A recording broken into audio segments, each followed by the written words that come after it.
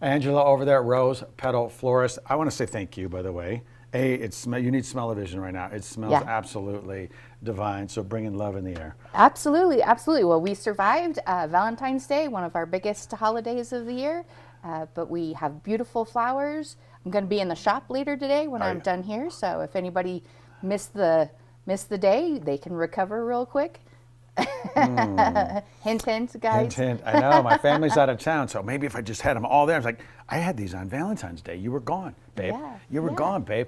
So these are so beautiful, and I know some people dry them out, they hang them upside down, they make bouquets out of them. Wholesale. How can we make these last longer? The biggest key is water. Flowers, people just don't realize how thirsty they are. They drink a lot of water. There was even an arrangement I brought over on Tuesday, and the vase is totally empty, and people just don't realize that they need a little more TLC than they think. So biggest thing is keep the water clear. Make sure you check it like every other day, because they do. The more stems that are in the vase, the thirstier they are, the more water they drink.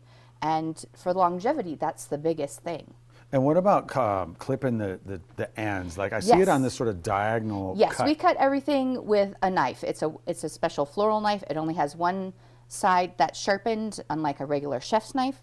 And that's to make a very nice long cut at an angle, because the bigger the cut on the ends, the more cells are open to absorb the water. My science teacher xylem them up and flow them down. Those are the little tubes that go up it, right? Yes, absolutely. So that's why we do it the way we do. But you know what? Even just cutting them with some scissors or some garden shears are better than scissors, because they don't crush the stems. That's what I was going to ask you, because I do cut, but then because I often see some of it's kind of the scissors a little bit dull and it pinches. It pinches. Okay. So you're squeezing all those little cells that would potentially drink. Okay, good to know like that. So that's great. I think that's trying to make love last.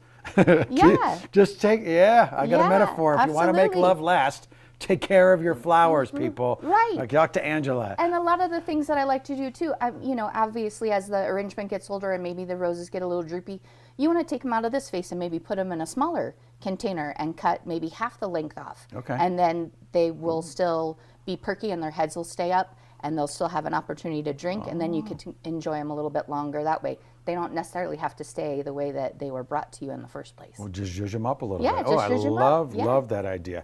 And I know we have, is that orchid here? Where'd that orchid? I don't know. Yeah, you bring in these one. beautiful orchids, and I find it, I'm like, Monday's my last day. I'm like, I've got to take care of it per week, because I know, now we're also higher elevation, so water does go quicker, correct? Water does evaporate quicker, correct. And our climate, despite all the snow and the lake, we're fairly dry. Okay. So, you know, they'll take a little more water than, say, if we were in Northern California, just because they have a lot more moisture in the air than we do.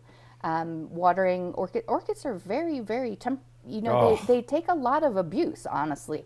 But watering them usually once a week. I know that we tried to establish like the ice cube thing. You can totally do that. That's my game.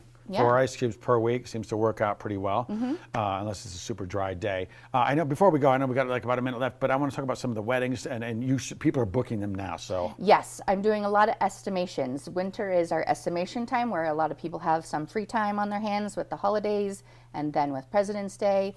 So they start clicking around on their computer, and I start getting estimates. So we are starting to book for 2025. What's the best way to get a hold of you so they can start booking, or at least kind of get something in the pipeline? Our website is weddingsintahoe.com. Our email is laketahoeflorist@gmail.com. And our phone number is 775-586-8811. Well, thank you, Angela, again, for all the beautiful flowers you bring. I love being here. It's so much fun. I know. You're going to see you more often. I love it. We'll get you a little stool. You just see your feet. It's just dang. I know. Just My like little feet. I love it. Well, thank you again for all you do and how you serve the community, and I know you deliver as well, so thank you. Thank you very much. Angela, Rose Petal Florist, right there. You can have some of this. Just share more love. Don't stop now. I think I'm going to be chatting with you a little bit later. I was a little late on my Valentine's Day. I won't tell. Don't tell. You guys, this is between us. Don't tell anybody.